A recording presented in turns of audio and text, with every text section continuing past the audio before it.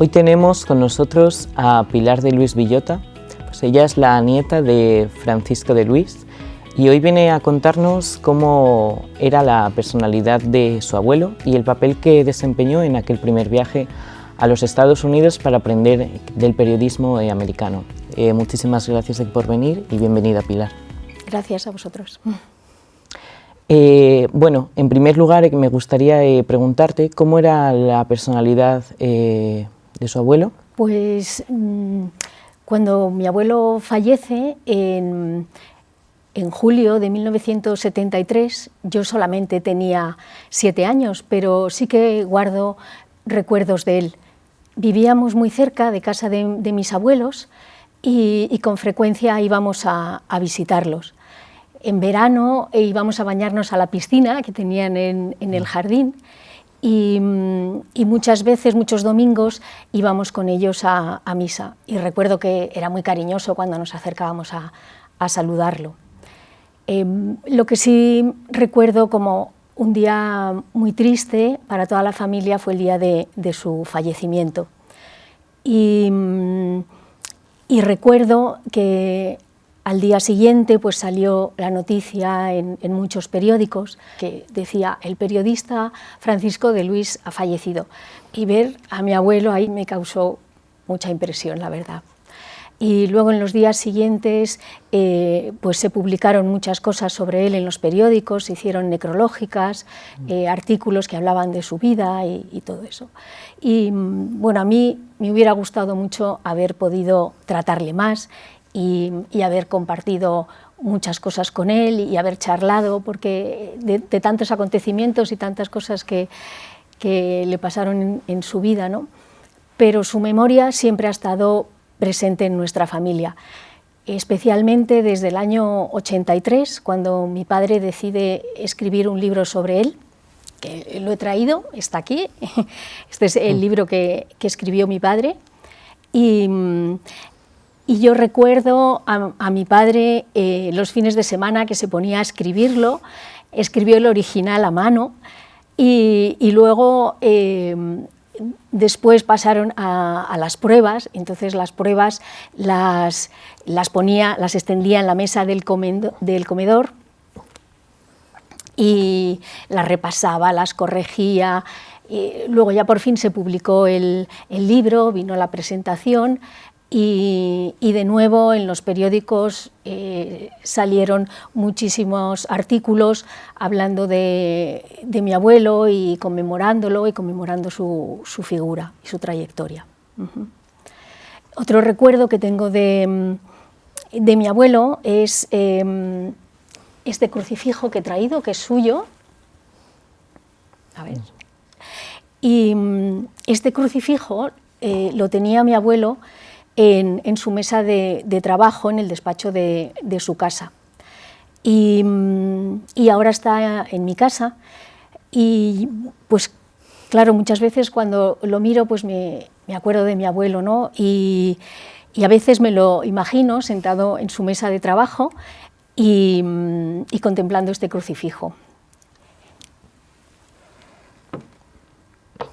También he traído otra cosa más. Esta es una foto de mi padre con mi abuelo. Este es mi padre, aquí está mi abuelo Paco, y está, mi abuelo le está presentando a su hijo, a Monseñor García La Higuera, que era el obispo auxiliar en 1956.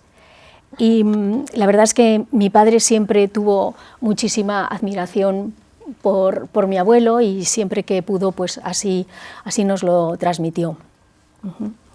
He traído también unas citas de amigos suyos y de periodistas que fueron compañeros o alumnos suyos que hablan sobre su personalidad.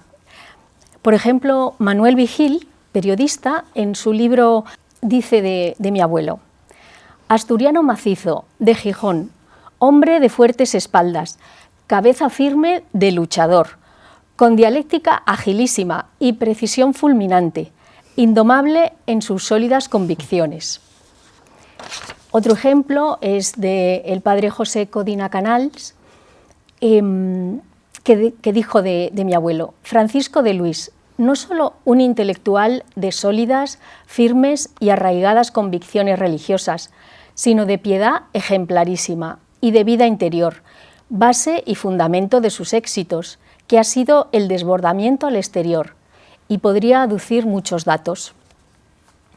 Tengo otro ejemplo más de Abelardo Algora Marco, que fue presidente de la Asociación Católica de Propagandistas del 65 al 85, y en una carta que le escribió a mi padre en el año 84, pues hablando de mi abuelo, le decía: disfrutar de su sagacidad y de su gracia, porque tenía una gracia innata, con una sonrisa que invitaba a superar las dificultades y a mantener una amistad. El último ejemplo que he traído es de Marcos Oteruelo, del Diario de León, que hablando de Francisco de Luis decía: la rectitud moral, la hombría de bien, fue criterio perdurable en la extraordinaria ejecutoria de este español contemporáneo. Y también he traído esta separata, que es del acta del 2011 del centenario del diario El Debate, y este acta se titula Los avatares del director del Debate durante la Guerra Civil y su auxilio a los redactores perseguidos. Y aquí viene reflejado la preocupación que tuvo mi abuelo durante la Guerra Civil por todos los redactores y cómo les ayudó en todo lo que pudo. Y un poco en línea con lo que comentas, ¿qué nos puedes decir de la fe de tu abuelo? ¿Cómo se reflejaba esa fe al final en su servicio a través del periodismo? ¿Y qué influencia ves en su método periodístico? Pues sin ninguna duda la fe que tuvo y que siempre cultivó marcó su forma de vivir y su forma de relacionarse con los demás. La fe era su eje y sobre ese eje giraba todo cuanto pensaba, todo cuanto hacía, todo cuanto decía. Él se formó en el colegio Doctrina Cristiana en Gijón, y ahí adquirió su fuerte formación cristiana. Luego, en el año 18, cuando ya llevaba 2 años en Madrid, se incorporó a la asociación de propagandistas, y sin duda en esta asociación le influyó en el compromiso que siempre tuvo con la vida pública y en el comportamiento que tuvo en la sociedad. Luego también era muy asiduo a las prácticas religiosas, era un hombre muy piadoso. Recuerdo que hace años, por casualidad, conocí a un sacerdote, nos pusimos a hablar y me dice: anda, eres nieta de Francisco de Luis. Y me dice: pues fíjate que yo conocí a tu abuelo, era una persona buenísima, era de misa diaria y de comunión diaria, y me dijo: y muchas veces yo le di la comunión. Y la verdad, me gustó encontrarme con ese sacerdote. Luego también su servicio a la Iglesia Católica también fue uno de sus principios fundamentales, y este servicio siempre lo cumplió con muchísima generosidad. Y él, desde antes de la Guerra Civil, ya estaba en la Junta Nacional de la Prensa Católica. Luego, en el año 40, se incorpora a la Junta Nacional de Acción Católica, y ahí estuvo colaborando en las labores de apostolado, en diversas labores. Por ejemplo, sé que estuvo impartiendo charlas y conferencias en muchas ciudades. También formó parte del Consejo de Dirección de la revista Eclesia, que era la revista oficial de la Acción Católica de aquel momento, y también realizó otro tipo de actividades que tenían que ver con su formación periodística. Por ejemplo, en el año, aquí está, en el año 52, aquí está la separata que tiene la conferencia que se titula La moral profesional del periodista, y tiene la conferencia que impartió dentro de un curso que se llamaba Moral Profesional, que estaba organizado por el Consejo Superior de Investigaciones Científicas. Y también fue muy destacable su participación en el Congreso Mundial de Prensa Católica, que se celebró en el año 57 en Viena, y una de las 5 ponencias fue suya, y se titulaba «Cómo conseguir una prensa católica más eficaz». Y entonces su propuesta fue que se creara una oficina informativa de prensa católica en Roma y que diera servicio a todos los periodistas católicos del mundo. Entonces en el Congreso pues, se acordó estudiar esta propuesta. ¿Qué papel piensas que tuvo tu abuelo con don Ángel Herrera? Pues qué relación mantuvieron y cómo era aquello y qué es lo que tú conoces de esa relación. Sí, pues vamos a ver, en 1916 Ángel Herrera estaba buscando un redactor para cubrir las noticias de la Primera Guerra Mundial. Y entonces en el pueblo Astur leyó unas crónicas bélicas que le llamaron la atención, le gustaron mucho, y no estaban firmadas esas crónicas. Entonces él se informó, buscó quién las había escrito, el autor era mi abuelo, entonces fue a buscarlo, le entrevistó y le contrató para el periódico del Debate. Entonces, desde ese momento hasta el año 33, mi abuelo estuvo trabajando con Ángel Herrera en el Debate. Durante estos 17 años, mi abuelo tuvo distintos puestos. Empezó como redactor de extranjero, luego en el año 21 ocupó el puesto de jefe de información, en el año 30 fue redactor jefe, y en el año 33 Ángel Herrera le nombra como su sustituto cuando él deja el periódico. Entonces, en su discurso de despedida, Ángel Herrera dio las razones de por qué había pensado en Francisco de Luis como su sucesor. Y también lo he traído y me parece muy interesante y por eso lo voy a leer. Dice así: habla Ángel Herrera hablando de por qué elige a mi abuelo como su sucesor.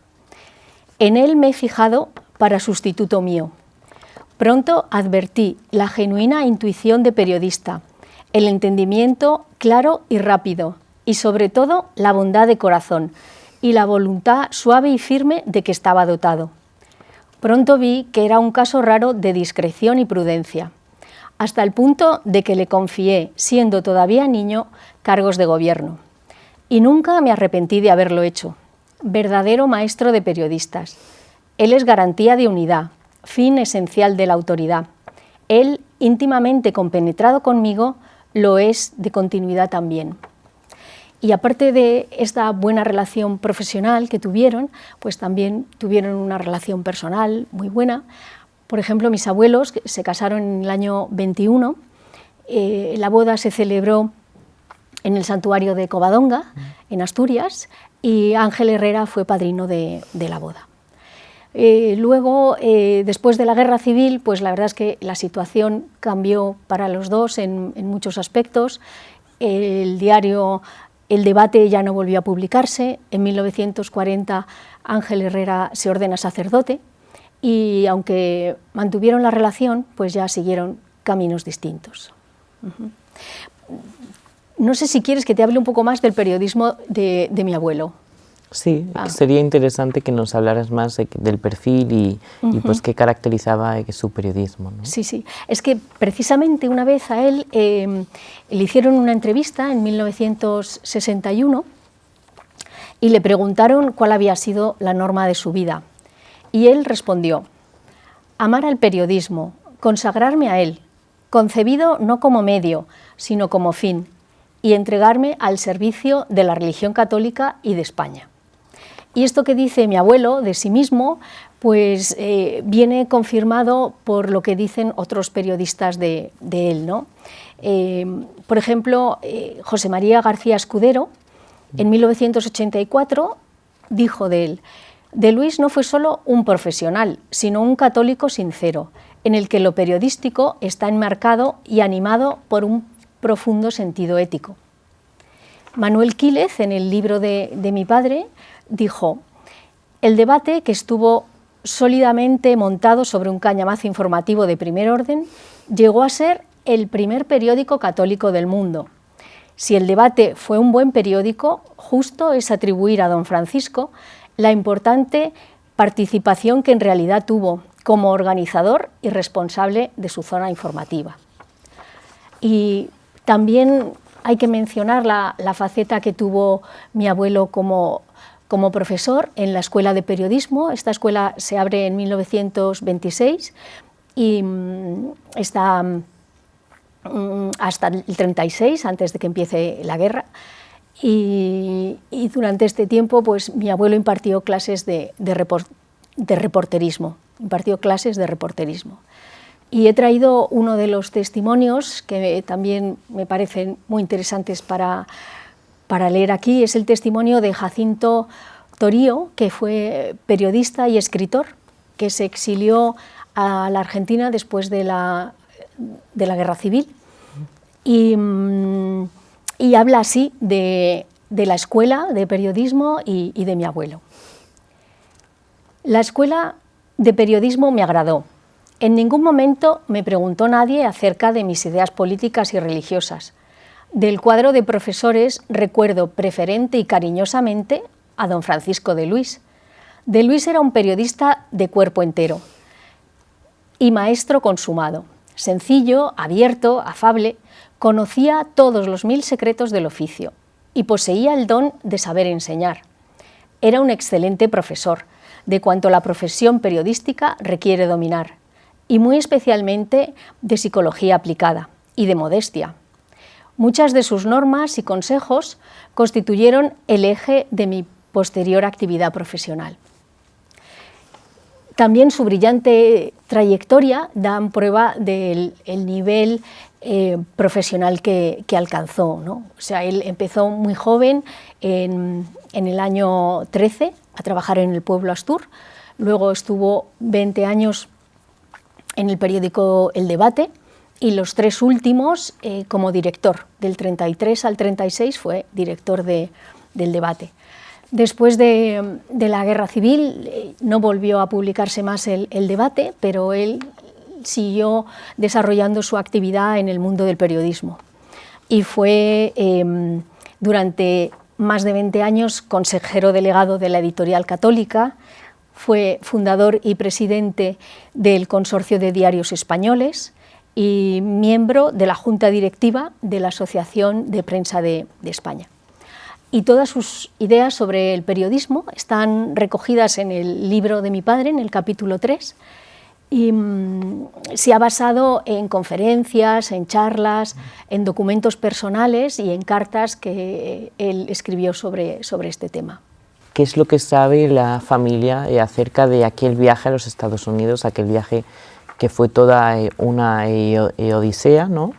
Y todo un proyecto puntero y de vanguardia para traer lo mejor del periodismo a España y que pues, facilitó que luego se fundara la Escuela de Periodismo?